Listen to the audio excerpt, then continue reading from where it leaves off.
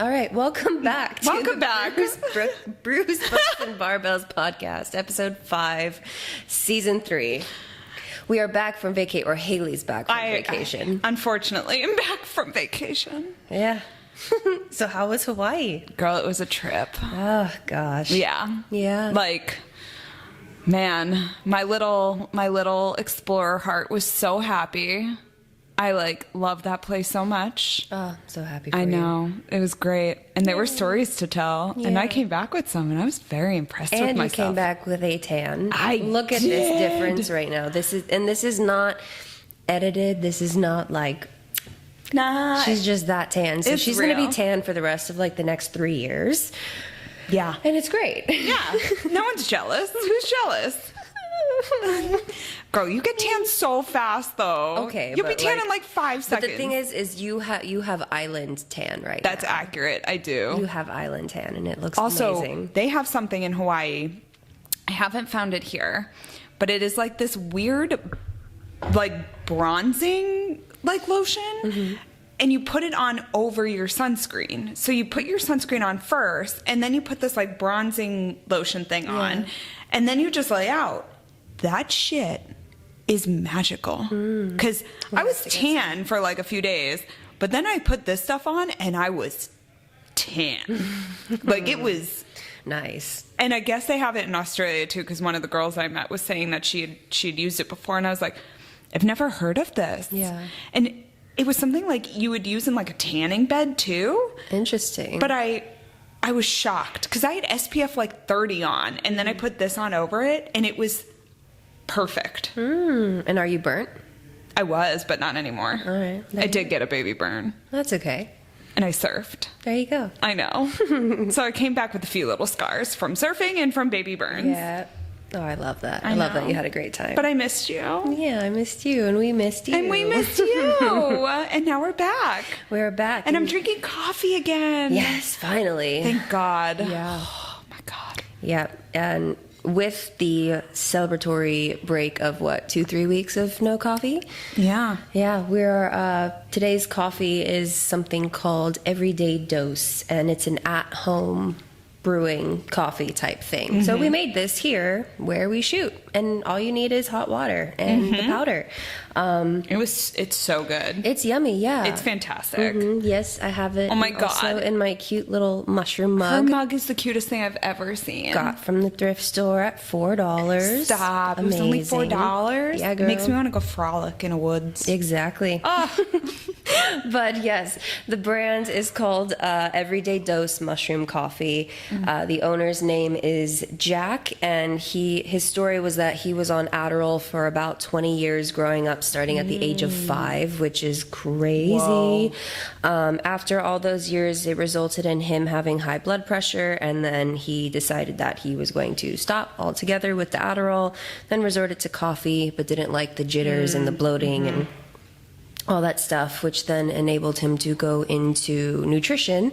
And then that's what led him to learning about the ingredients that make up this coffee blend. So this actual blend is just 1 tablespoon of the mix, and it's about 45 milligrams of coffee. So way less than your average coffee drink. Celsius is 200 milligrams. So this is a big difference. Yeah.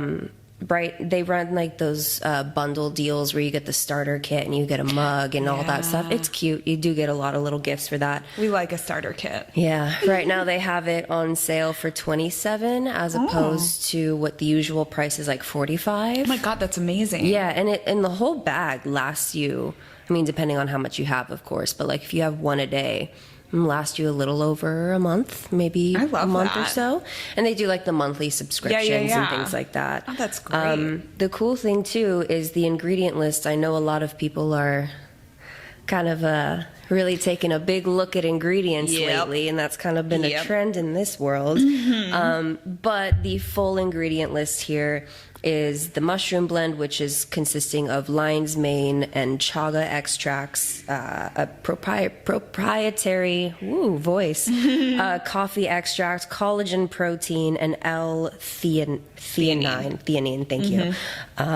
There's no GMOs, no artificial colors, flavors, preservatives, any of that stuff. Again, it's 1 tablespoon, 25 calories, which is awesome.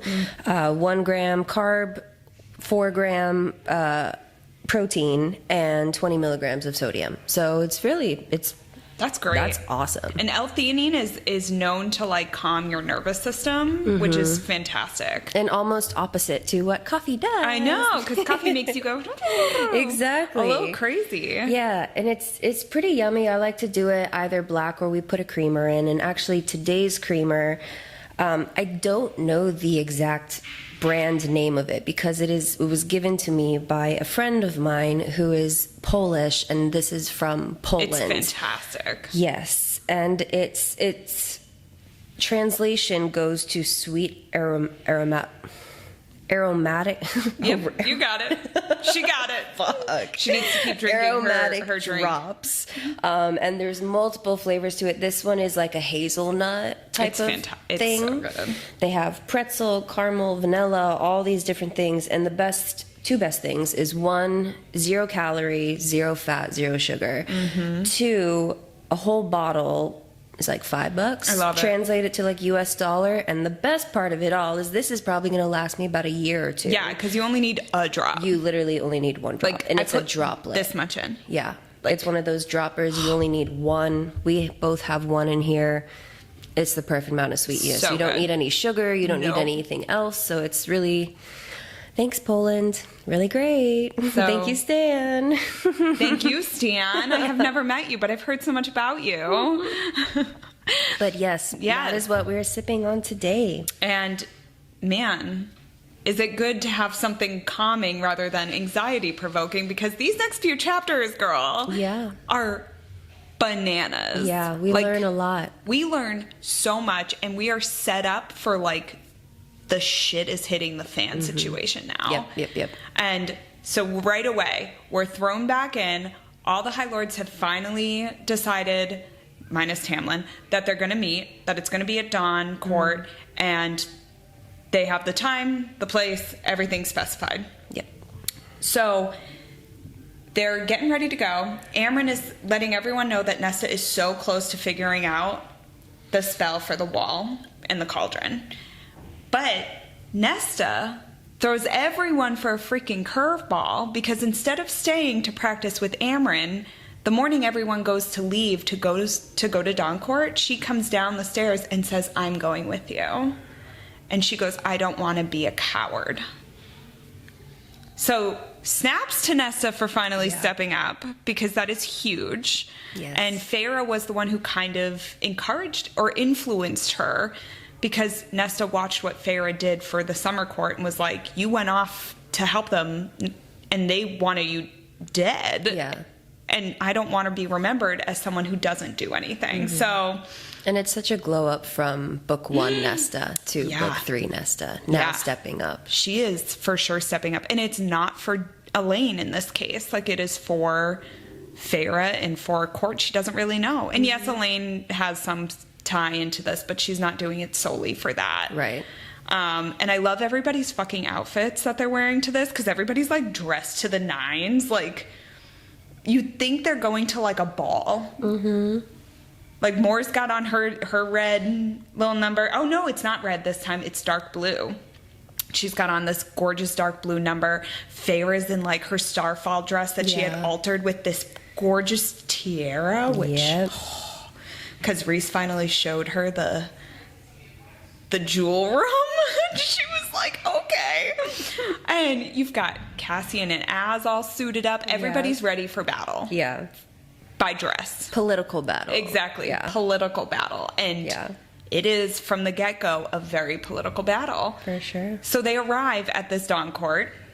And this is Thesan's court. Yes. Thesan's court. Which, by the way, guys, we've got a fun game. We're going to play on how to pronounce these mother effing names. Yes.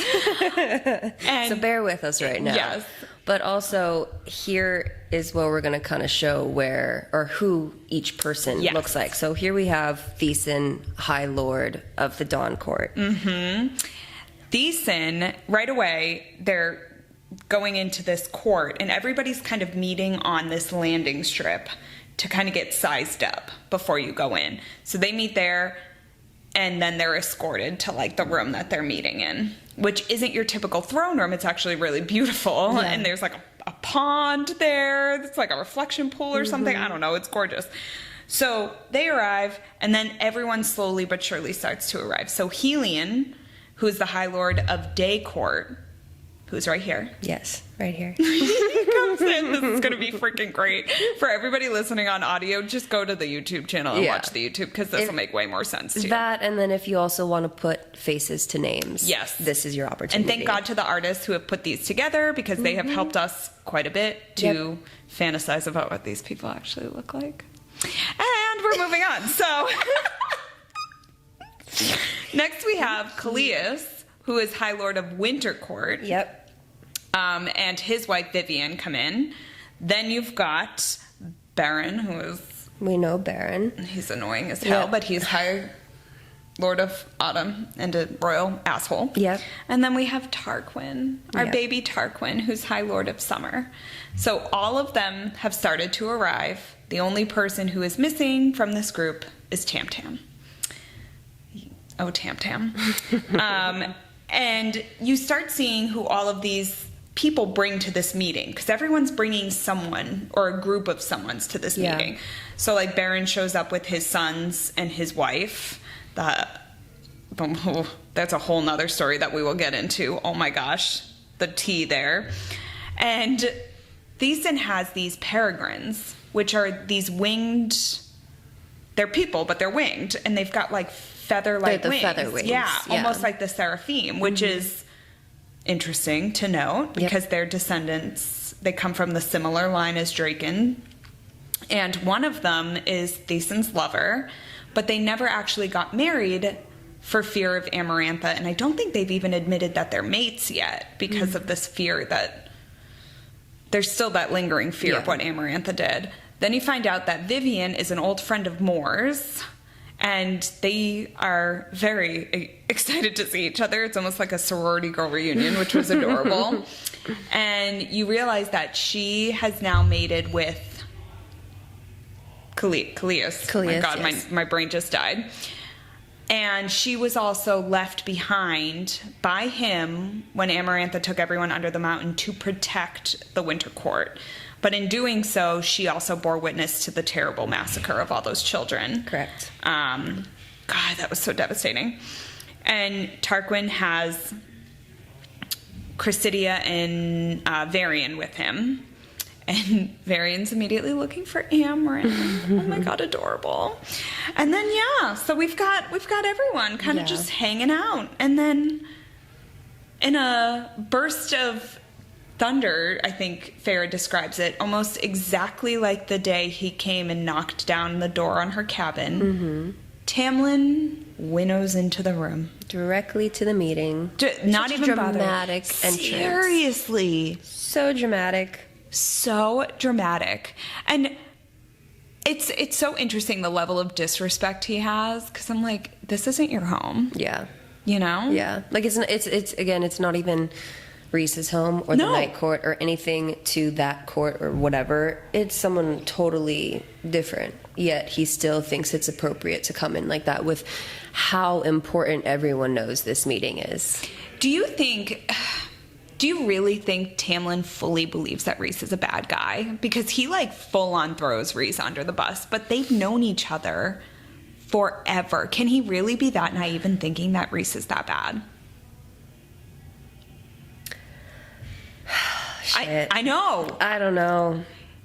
Like, a part of me thinks yes, because I do think that with whatever background he grew up with, which we know little bits and pieces, obviously not the whole story, but I think that past has a certain way of molding someone into what their reality, what their beliefs, like that, but it just molds who they are as a person. So I think that, yeah, I'm leaning more towards, yes than I am no. Yeah. I know. Part of me understands that, but at the same time, like, you watched Rhys's dad kill Tamlin's mom, and then you watched Tamlin's family kill Rhys's mom and sister. But then Tamlin burned the wings of Rhys's mom and sister. Remember? Yeah. So I'm like, I don't know. Because, it's a nature versus nurture thing. Like, the way you were raised. Anyways, I could go down a whole rabbit hole of thoughts on that one. But Tamlin is such an asshole. Yeah, no, he's like, in this meeting, it's just pettiness and anger takes over. Oh my God, and the So things bad. he says to Feyre, to Rhys, calling her a whore, like someone else's used goods. Yeah. Like, I get it, dude. You were hurt, but that is disgusting to say to the woman you supposedly love. Right. Well, Is it supposedly or supposedly? I say supposedly. It is supposedly. I just said supposedly. Shit. Guys, Don't get I us can't. down that hole. But yeah, it goes back to, like, of course, when the guy doesn't get what he wants, he then resorts to making the woman out to be a whore or a slut. Like, that's what it always turns out to be. It grossed me the fuck out. And then he's sitting there blaming Rhys for fucking everything. Yeah, he's like, if you didn't take her, like, if you had just given me to her or her to me and whatever, I would never have had to deal with Hybern. Like, this is all Right. your fault, and I was never going to go through with it. I was going to try and break the deal. But, like, how dumb can you be to think you're going to go against Hybern and break a fucking deal with him? Yeah. You have to be a full-on idiot to think that. But then to try and blame someone else for it, dude, take some responsibility for your actions. Yeah. Ugh. Yeah. Ugh. I can't. And then, I mean, the worst part of it all is when Tamlin goes back to talking about Feyre's sexuality and everything my like God. that, and then he turns to Rhys and goes, do you hear, like, what about that little noise that she makes before she climaxes? oh my God. In front of everyone. Everybody. Oof. How fucking embarrassing. It's so disrespectful to, that was the woman who you shared that with. Yeah. Like, it's so gross. And to go on and talk about him warming Amarantha's bed and all he did for Amarantha, and I'm like, do you really honestly truly believe that guy wanted to do all those things? Yeah. Could you honestly believe that? Tamlin, you really just did a number. And of course, what I love is Rhys literally shuts him up. Yeah. Like, literally, he forces him to not be able to talk. I was like, thank you. I love it. Thank you. Yeah. And right after all of this, you have Tarquin kind of coming to the rescue, where he was like, I believe you, because you're the only ones who came. Mm-hmm. And especially when Varian reveals that he told Amren about what was happening. And so Amren was able to deliver the message, and then they were able to come to the summer court. But then Tarquin, he rescinds the blood rubies. But yeah, I love the little joke Cassian makes where he's like, don't expect Amren to give back her blood ruby. She's grown rather attached to it. I was like, oh my God, I love this. But yeah, so at the same time that happens, fucking Eris decides to stir the pot because no one can get along for more than 5 fucking seconds. And he calls Moore a slut. And Az freaks out. So Az attacks Eris. And Feyre decides to, like, summon Az, which I was like, okay. I don't know the point of this, but yeah, sure. So Az leaves, but now Mor and Az are like having this weird tension-filled thing, and Mor is like really upset, obviously, and Az is like full on not okay. Mm-hmm. And it is just like nothing is happening other than Drama. And you think we had drama in the real world? They have a lot of drama in this fantasy world. Oh, it's all drama. It's all drama. And so Tamlin admits that he brought some info. He's been using his like deal with Hybern as like to get information is what he's claiming. So Helion's like, all right, like, let's see it. So Tamlin brings out the information, shows everybody what it is, and Helion was like, okay, well, the first thing we should do is destroy the Febane, because now we know what it happened, like what it does. Eris is like, yeah, because I saw Feyre and she had no power. And like, okay. And we forget that Eris is trying to pretend that they didn't make a deal before. There's just so much happening right now, and my brain was like, oh, okay. Mm-hmm. So then Thesan brings out one of his craftswomen, Nuan, who was the woman who crafted Lucian's eyeball. And she comes and says she's developed an antidote to Febane. Yep. And all the High Lords are like, how do we know you're not trying to, like, kill us? Especially Beron. He's, like, the worst of all of them. And he's like, I'm not going to take that. Are you kidding me? But Feyre is the one who pipes up, and she's like, well, I'll take it. Mm-hmm. And now we have a start of a defense. So things are finally, like, now we've got some little plans of action starting to fall into place. And then they start talking about armies. Because, again, there's just no segues into any of this. It's just like one thing after another after another. And Tamlin says, well, I've got none because Feyre destroyed everything and she ruined my entire life. Okay. So Tarquin, sweet baby that he is, tells Tamlin to start bringing his people into his land, as many people as he can, to get them out of Springcourt, because they need to evacuate Springcourt completely. And that they'll help with what they can.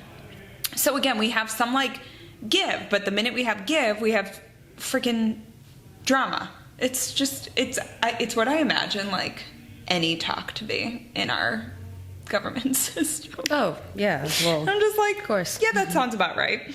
And then Beron decides to keep poking and prodding at shit that he shouldn't, talking about how, like, Rhys shouldn't be trusted, no one should be trusted, and then goes literally into detail about what Rhys did with Amarantha. Mm-hmm. And Feyre loses her fucking shit. And she does something that she said she wasn't going to do, which is reveal that she has a lot of power. And not just that she has power from every one of them. Yep. So she blasts fire at Beron, who was like, what? Then she takes water, surrounds it around Beron, and then tries to take everybody else's power and push it in on this guy and kill him, which is great. I'm all for it. Rhys is not. He says that it's not conducive to their thing. Yep. Which I get, but whatever. And so she decides to stop, and now everybody's freaking out about this power. But Helion says something interesting. He was like, I was wondering where it went. Which I was like, so they can feel it, that little kernel that went missing. Yeah. But he's the only one who really acknowledged it. Everyone else was just ignorant to it. Right. But what I loved, at this point, Beron's like, I'm not going to join with you. And Nesta stands up. And she goes, how can you have already stand to fight against him and then not do it again? She's like, I went into the cauldron. I saw. Now, again, do you believe this is what Nesta actually saw? Because it's never confirmed. And even Feyre questions it. She's like, is this true or not true? No one knows. But she says she saw the king's heart when she went in the cauldron and saw what he is capable of doing. I think maybe the essence of him. It had more to be, so right? Than, like, I don't know. I'm asking really hard questions today. Everything is hard. I know. I don't know. I really don't know. I think to an extent, yeah, but not all of what his power could entail. Because like, we know that Elaine's a seer, so she can see the future. Mm-hmm. We're still unclear what exactly Nesta has from the cauldron. Yeah. But we can only imagine that it's got to be something like that, where she can feel those things if she's got such a connection to it. Right.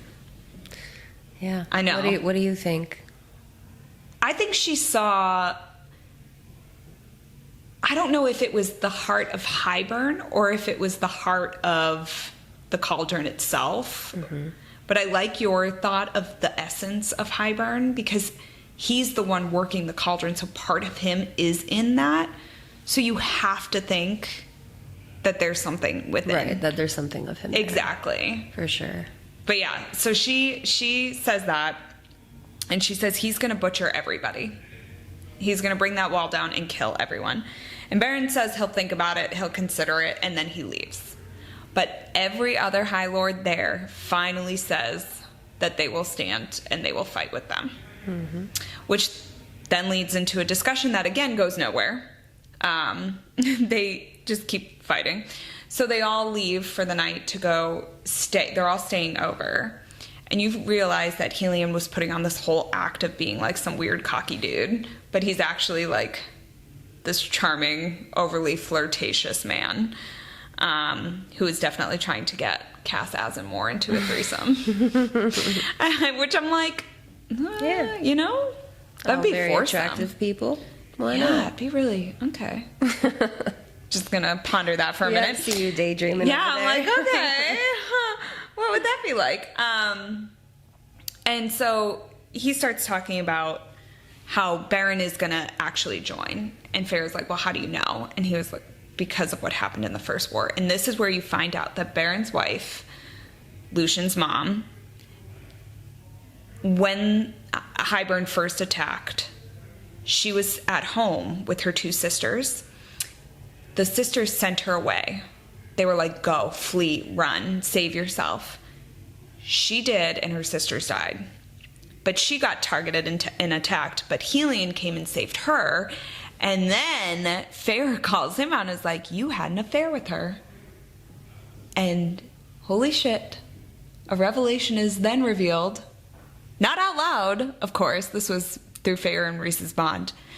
That Helion is fucking Lucian's father. Yeah. Yeah. And that everyone else knows except for Helion and Lucian. But it is assumed that everyone knows because Beron hasn't killed. Beron is still like on the fence about it because he still hasn't killed his wife. Right. And the brothers have always hated him so much. Mm-hmm. So you have to assume that maybe they know. Yeah. Yeah. But this bomb. But it then also shows that Eris is not the threat to the throne. Exactly. Crazy stuff. It's bananas. And yeah, at that moment, Nesta comes in freaking out, saying something is very wrong and we have to go. Nothing's wrong. Everyone goes and checks, but she has this feeling. And the next day, everybody goes to this meeting again, and Nesta starts having this like attack. She starts throwing up. She's like shaking. She's realizing that she's like, something is not okay. And Rhys sends out whatever sense he can, and he realizes that Hybern has used the cauldron to attack the wall, and it's gone. It's no longer there. So, again, bringing into question, what the fuck is Nesta's gift? Like, holy shit, that connection's bananas. Yeah. So they all go back to the townhouse and try to figure out what the next steps are, because now it's too late. Like, now it's war. Yeah. So everybody needs to get everything readied. Elaine brings up an actual good point where she's like, we should take as many humans as we can from our land and put them into Grayson's, her fiance's mansion, because they've been preparing for this. But there's no way in hell any of them are going to get close enough because they're all Fae. Yep.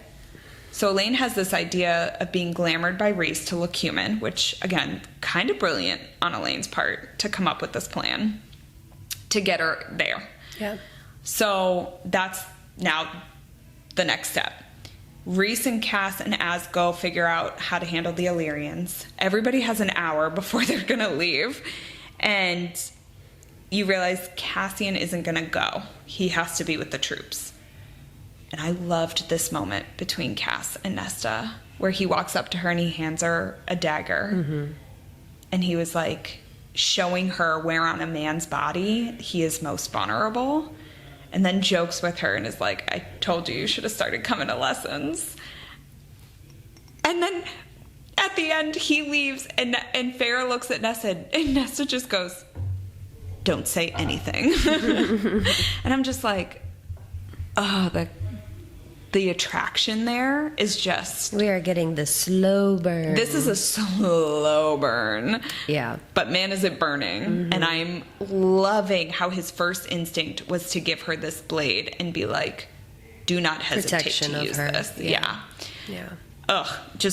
But this idea that they're not coming back to this house, like literally they're going to be gone. Yep. And Feyre realized what she has to do too. So she goes and finds Amryn and says, do you know the name of the creature in the library? And Amryn's like, Braxis. Is it Braxis? I've been saying Braxis. I've been saying Braxis too, and I'm not We'll listening go to the with audiobook on this one, so we're going to go with it. And she says, I need to make another bargain, and I need you to figure out if you can take down those wards. Mm-hmm. So they go to see Braxis, and they say, Feyre goes, I need you to fight for us, for your High Lord. And he goes, well, what will I get in return? And she goes, well, you'll be free. And he's like, this is my home, which is the same thing the fucking Carver said. So now you have to question what the fuck is the matter with these people. But apparently that's their home.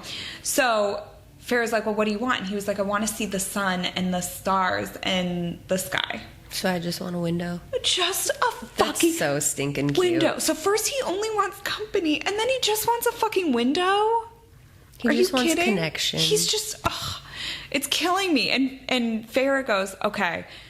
And he goes, do I have permission to destroy everything and drink basically drink everybody and like rampage? Yeah. And Feyre's like, as long as they're with Hybern, yes, and only until the war is over. Yeah. And then you're done. But she gives those 2 words. And I love when she tells Rhys later on, she finally admits that she went and did this.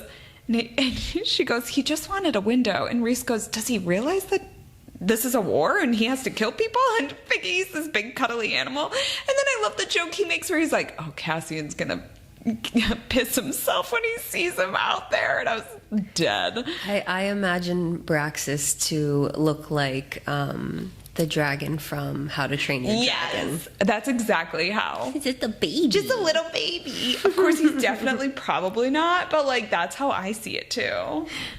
But yeah, so we leave off.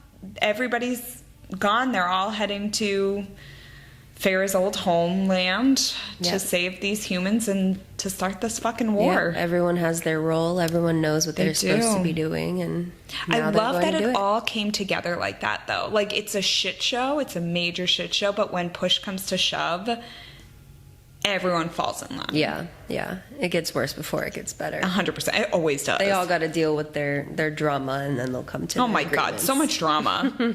These High Lords have more drama than anyone I know. Yeah. But, yeah, so now you have to wait for what happens for next week. Mm-hmm. Oh, boy. Yeah.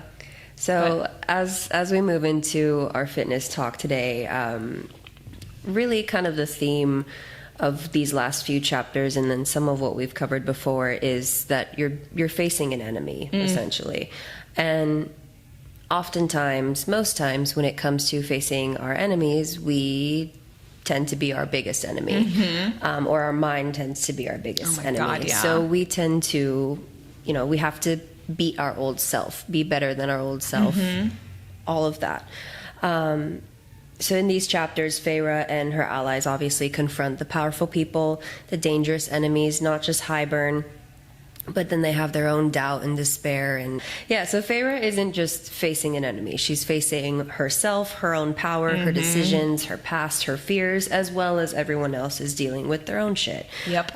So it seems like every choice that is made could be breaking a fragile balance between that they're trying to hold.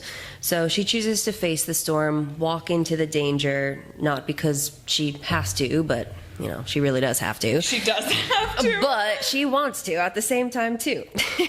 Yeah. So in fitness, your greatest enemy is rarely the weight on the bar or the finish line ahead, as we both know very, very well. But tends to be the voice inside of us that tells us that we can't do those things. Oh my God. And so this part of the journey is all about accountability, growth, overcoming mental barriers, all of that. So the version of you who would skip workouts. I know that very well. The one who said that I will start tomorrow or I will start on Monday. The one who lets doubts win, and then the ones who don't believe in their own strength. So each time that you show up, when it's hard, when you're tired, when you really don't want to, or when progress feels slow, or all of it seems pointless, you're facing down that old self and saying, not today. I'm better than I was yesterday. And so I think a lot of us should strive to be that better than what we were yesterday, as opposed to thinking too far ahead in the future as to when we tend to think in that bigger picture, it becomes to be a little bit too overwhelming. And then with that overwhelming feeling, we feel stuck and we feel, well, how am I going to move forward? And if we don't have the answer to that, we think it's impossible, and then we give up. Yeah. And that's our biggest setup for failure. Yeah. So it's not about perfection. It's about confronting the resistance head on. Just like Pharaoh standing in front of the army with no guarantee of survival, only the certainty that giving up is not an option. So we should all definitely apply that to ourselves. Oh my God, yeah. Now, in our own personal reflection, who would you say that the enemy or what is the enemy you are facing in your fitness journey right now? Whether it be fear, time, self-doubt, anything like that. Or if you're not, or what you have in the past. I think my greatest enemy has always been fear. Like, I have always been so fucking scared of everything.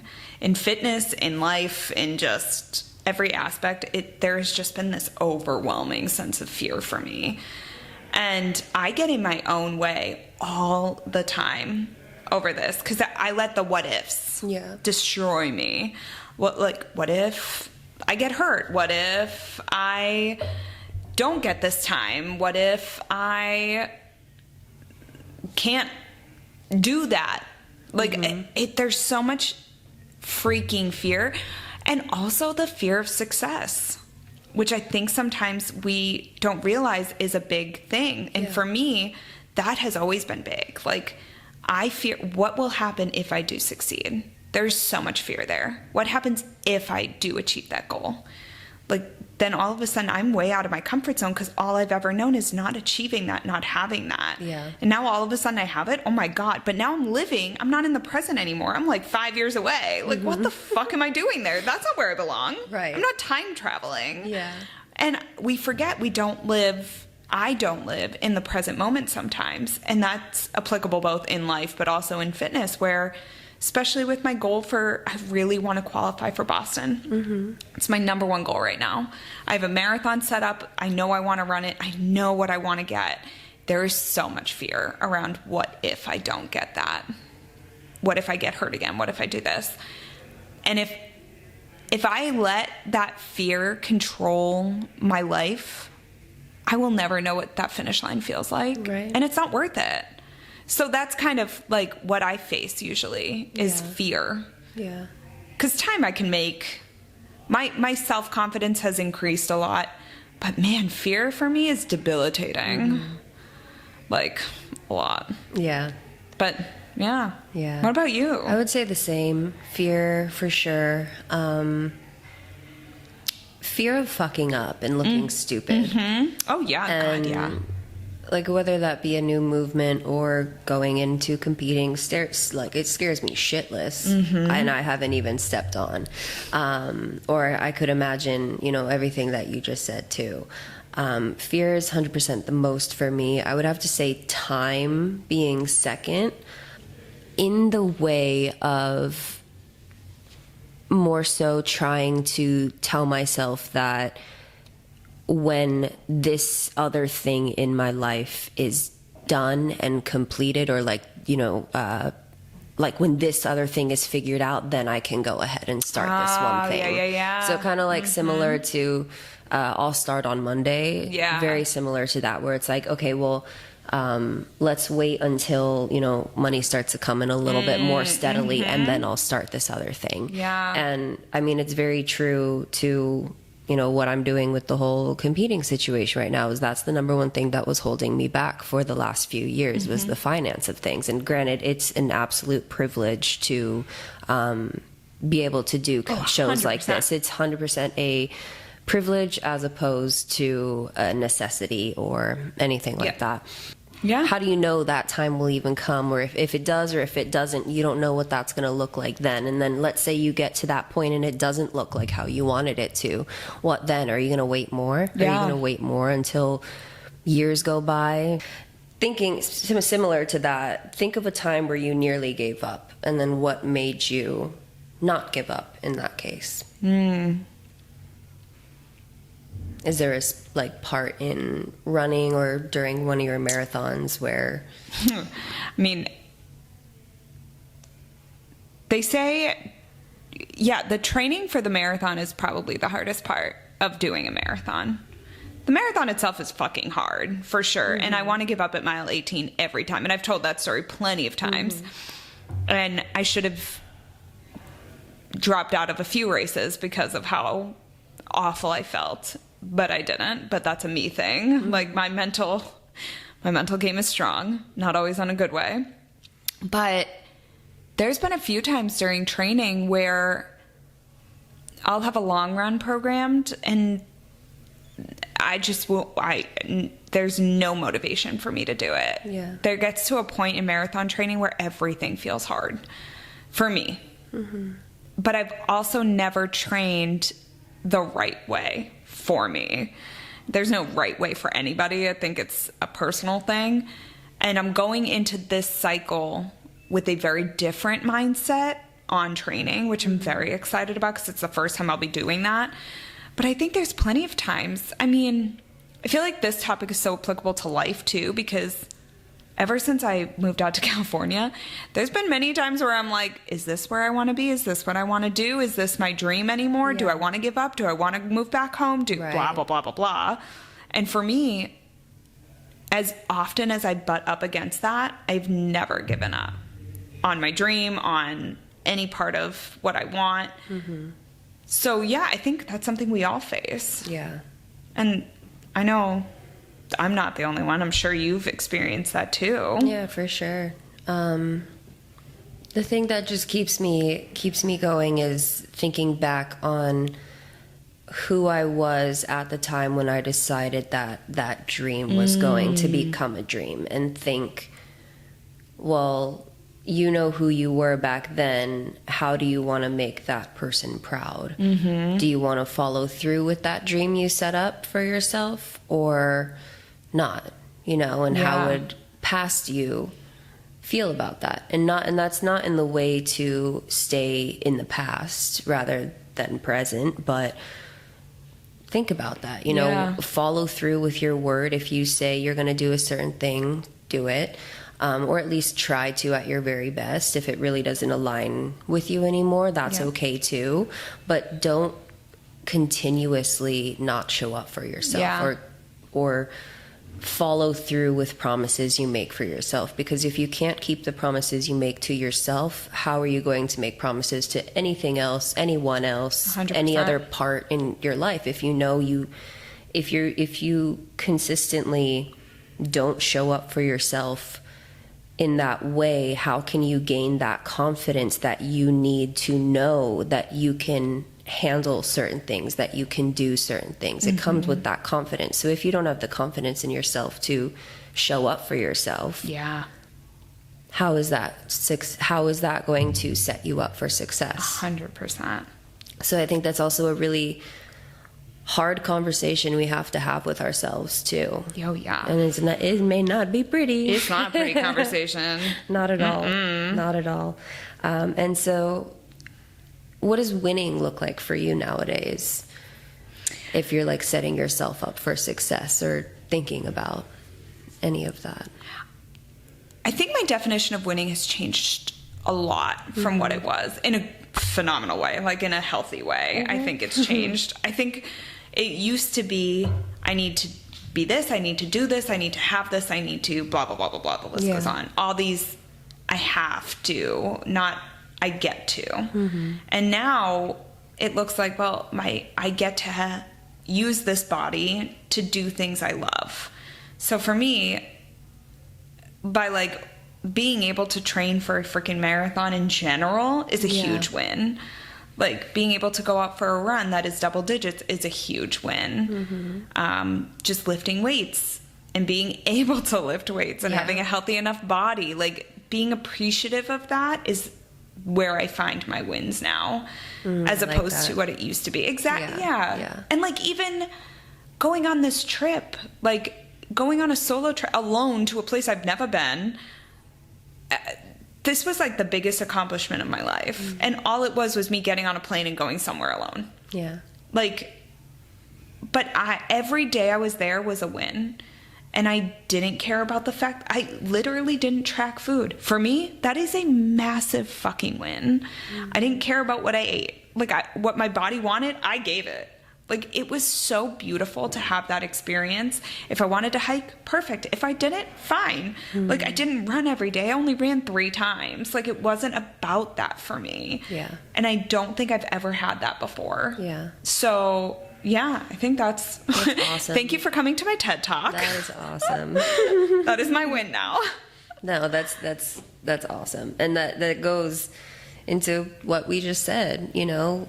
I think it's important to make yourself proud of things that you're able to do or things in the past you couldn't be able to do, but now you've done it and you've built up the courage and the confidence to do it again and do it more and all of it. 100%. That's awesome. Yeah. I think it's very similar in a way to me as well, of just at least keeping your word to yourself and showing up for yourself. Again, in the days that you don't want to, it's going to sound so cliche with how many times we say it, but that is truly where a lot of the growth comes, because when you're in that uncomfortable state, yet you still show up, it makes more of an impact than what I think we give it credit for. 100%, yeah. I completely agree. Yeah. Look at us. Growth, baby. Growth. We're growing. We're learning. Oh my God, I love this journey for us. Yeah. So we have some questions for you guys. 2 questions that we would love to get feedback from you. Again, we want to learn a little bit more about you guys. Yes. First question being, have you ever had what we call a hibern moment in your fitness life? A time where you felt truly tested, and what got you through it? And that can be tested in whichever way that your body, your soul was tested. Yep, 100%. Second question is, if you had to name your fitness villain, what would you call it? Ooh, what would you call yours? I want to answer that question now. I don't know. I know, this is a really good question. Villain. Oh, shit. Okay, we're gonna. We'll bring it up.